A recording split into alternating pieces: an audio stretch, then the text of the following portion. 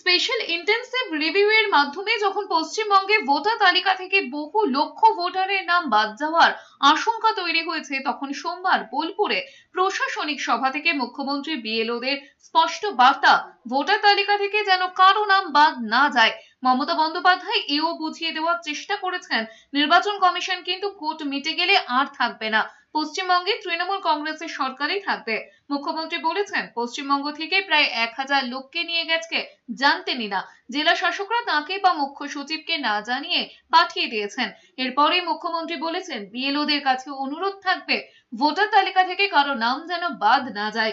দেখবেন যারা এই রাজ্যের ভোটার তাদের নাম যেন বাদ না পড়ে। কেউ 4 দিন ঘুরতে গেলে বাদ দিয়ে দেবেন, দেখতে হবে তাদের সত্যিই অস্তিত্ব আছে কিনা। তার কথায়, ভোটার নোটিফিকেশন থেকে তা শেষ হওয়া পর্যন্ত নির্বাচন কমিশন থাকবে, আর তার বাইরে তাদের অধিকার নেই। কোনো মানুষকে হেনস্থা করবেন না। জেনুইন ভোটাররা যাতে হ্যারাস না হয় এটা দেখতে হবে। দেখবেন যেন মানুষ হ্যারাস না হয়।